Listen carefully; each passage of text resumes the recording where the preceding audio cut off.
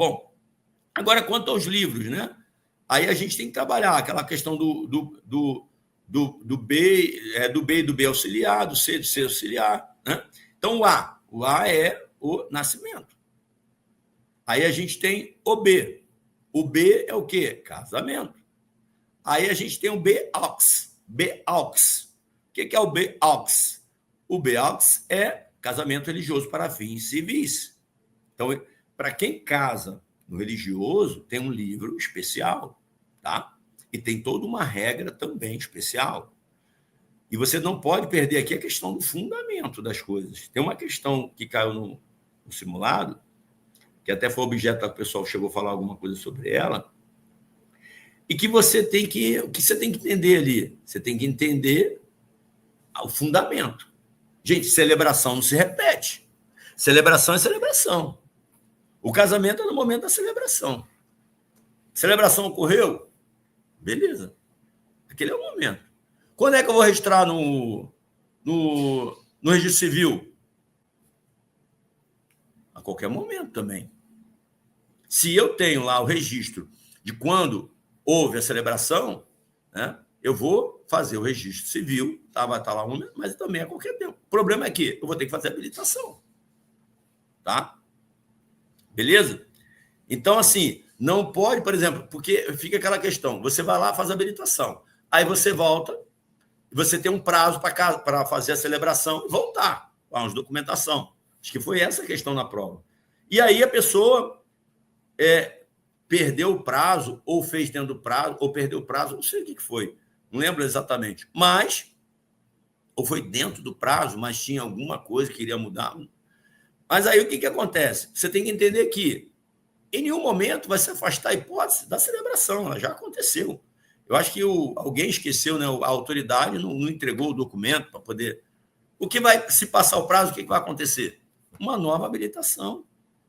Agora, cuidado, que muitas vezes ainda você tem que ter essa flexibilidade. Essa nova habilitação, em tese, obrigatoriamente vai ter proclamas? Vai ter que ter proclamas para essa habilitação? Efetivamente, obrigatoriamente, vai ter o proclamas?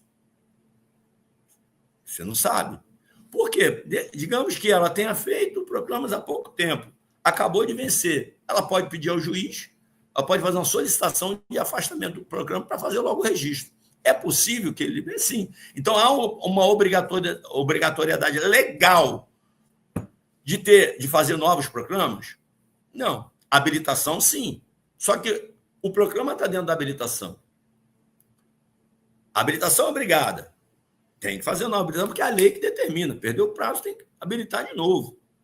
Agora, e o proclamas? Não sei, ele pode ser afastado até diante do próprio casamento direto, né? Então, são situações... Eu estou trazendo essas reflexões para você não ser muito rígido na hora de você fazer a tua prova. Você tem que olhar essas nuances que pode acontecer, tá bom? Então, isso aqui você tem que saber, gente. Não pode errar isso aqui. A, nascimento. É o que segue a ordem, né? A, nascimento. B, casamento. E C, óbito. Certo? Você vai guardar isso, ó. A, nascimento, casamento e óbito. Você nasce, você casa. O pessoal fala que fica maluco antes, né? Você nasce, você casa e você morre. Essa é a sequência, por isso que está nessa ordem. E aí vai ter outras coisas que podem acontecer contigo durante a vida. Todas essas outras coisas que estão ligadas ao teu estado civil, ela vai averbar aqui, pode averbar aqui, mas ela tem um livro especial para entrar, que é o livro E. Vê que o nome mesmo já diz, E, de especial.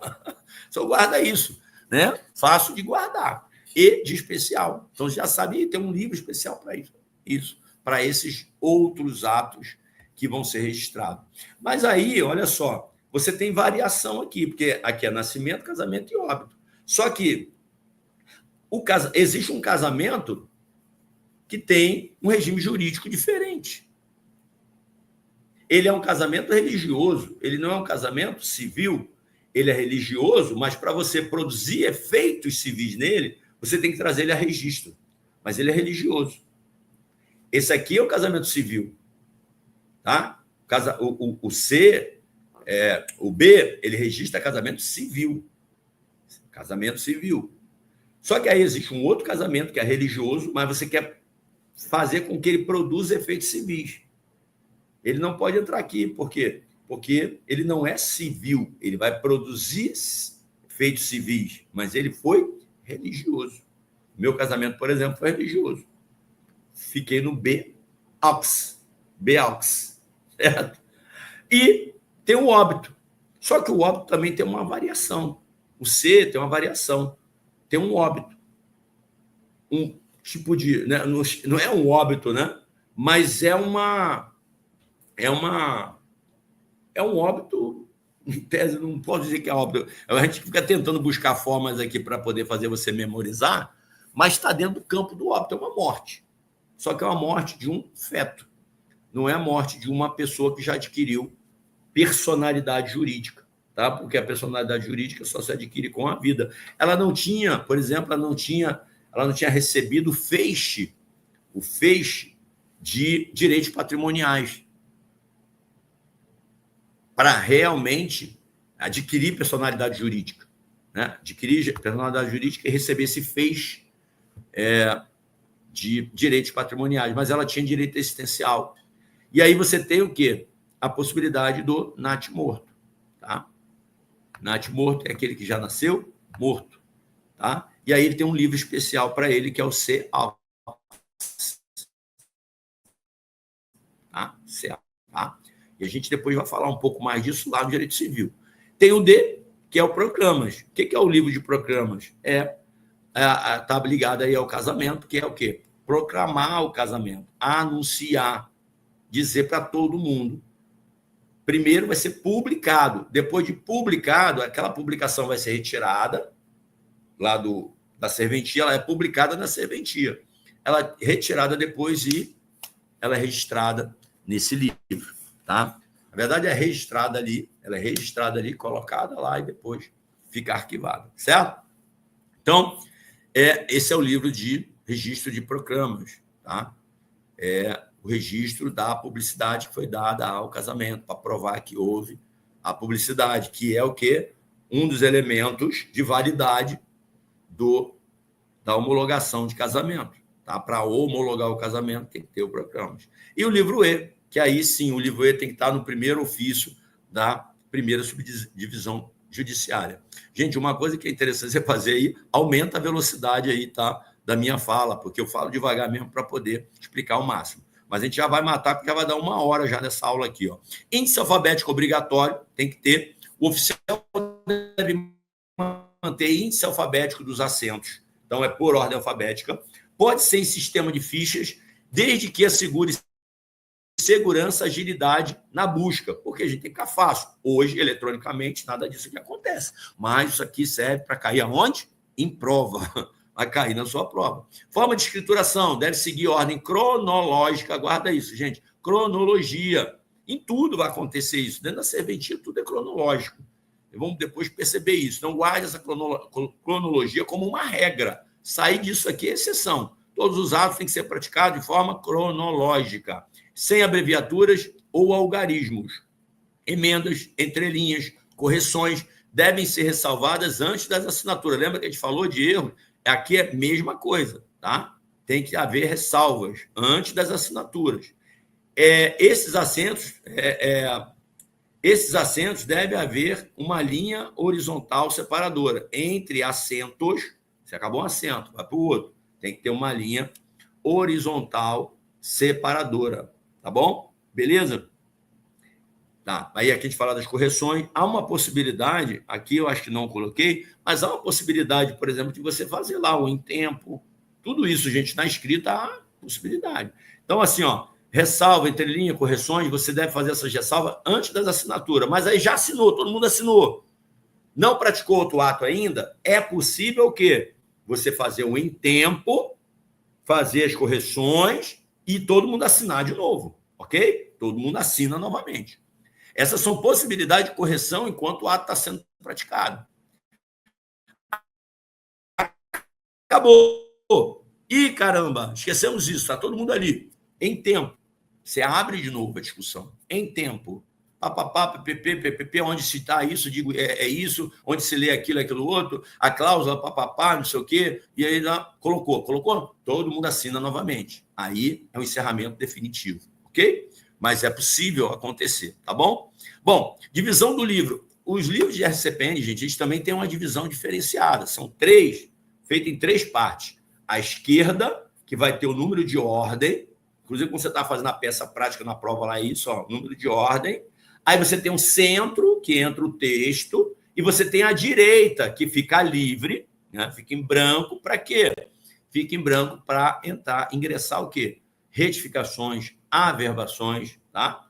Anotações, vai entrar ali. Retificar alguma coisa, averbar alguma coisa. Hoje tudo é feito eletronicamente, como eu estou falando para você. Mas isso aqui você tem que saber, porque tua prova prática é assim, isso aqui vai cair na prova. Então, tá, guarda isso, o livro da RCPN dividido em 3, divisão de 3, tá? 3 partes. O lado esquerdo vai entrar o quê? O número de ordem. Vai entrar o número de ordem lá. O meio vai entrar o texto, a escrituração. Do lado direito, e assim, o meio é largo. Aqui é uma pontinha, aqui é outra pontinha. E o meio é largo para fazer a escrituração, tá? E aí na ponta vai entrar o quê? As averbações e retificações. Assinaturas do assento. Então, todo mundo tem que assinar, como a gente falou antes. As testemunhas têm que assinar, tá? No registro de nascimento tem que ter referência do local, tal como é uma escritura.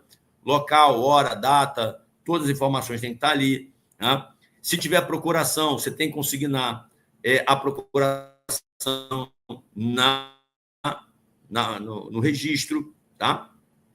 Se a pessoa não souber assinar, gente, arrogo, lembra que eu falei? Pressão digital a mais, arrogo, alguém vai assinar por ela.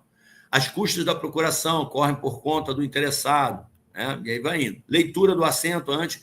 Outra coisa, todo ato praticado, gente, vai ser dito isso, guarda isso como uma regra, todo ato praticado, ao final, o registrador, o escrevente, o tabelião, tem que fazer a leitura em voz alta, para que todos possam ouvir.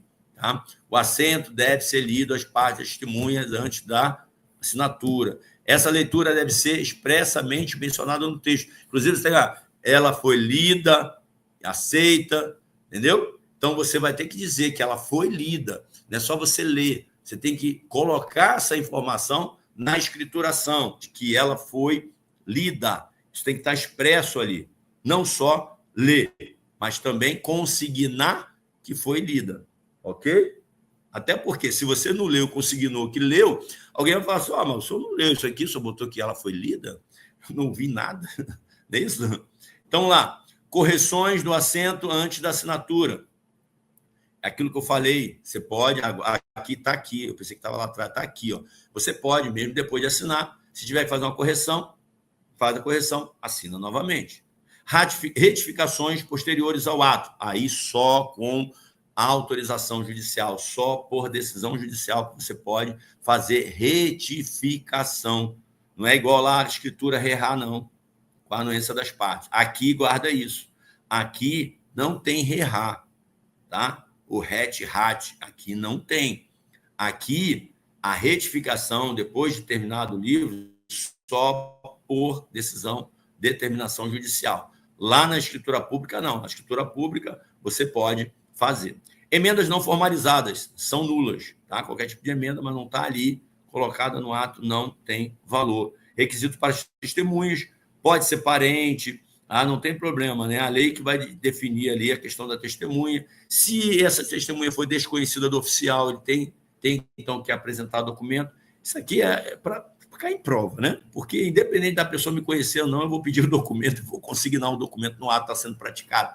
Isso aí é porque a pessoa vai assinar. Então, qual é a lógica de eu não identificar a pessoa, né? Então, tem que ter documento de identificação, apresentar documento. A lei trazia isso, que não precisava, né? Mas, então, acho que naquela época era muito difícil tirar documento. Hoje todo mundo anda com identidade, documento, né?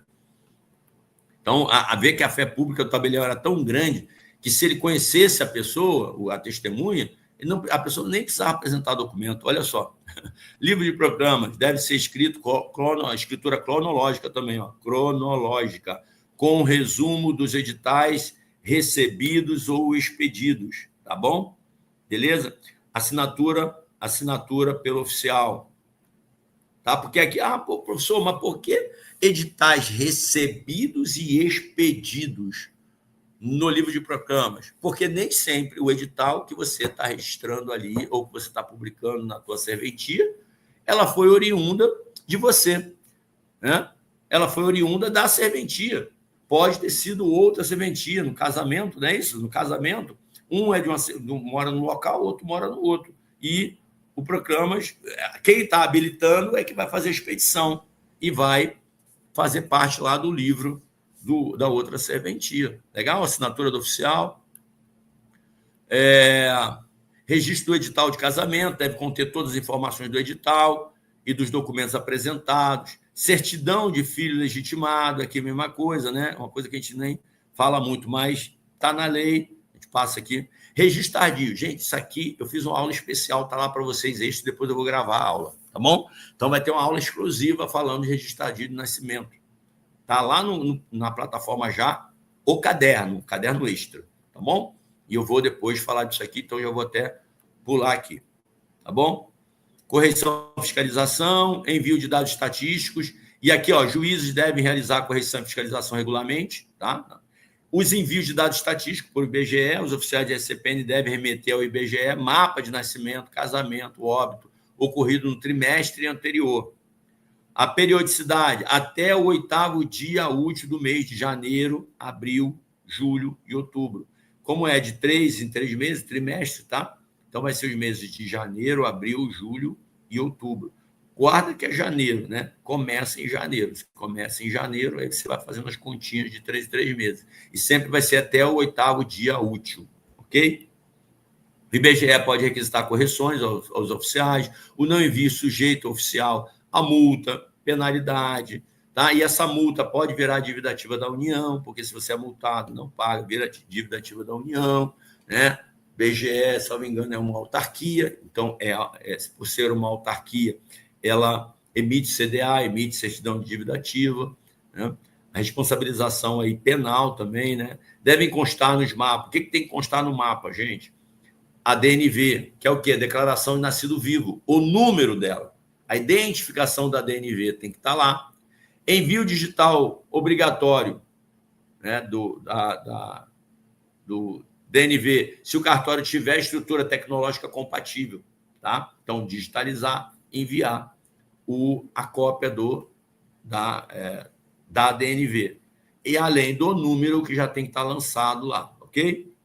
Bom, e aqui fala, né, da questão do registro tardio, não lavrar dentro do prazo, as penalidades que pode ser sofrida isso pelas partes, né? Recusa injusta ou a demora, omissão dos mapas trimestrais. Então, vem um disciplinamento de multas e, inclusive, de prisão, gente. Falta de diligência em retificação e anotação, responsabilidade civil, penal e disciplinar. Aí aqui eu botei um quadrinho para vocês, isso está tudo no resumo de vocês lá, tá? Que não tem nada novo que não esteja lá. Beleza? Então, a gente encerra essa aula 16 aqui e vai partir já para a aula 17. Tá bom, gente? Grande abraço.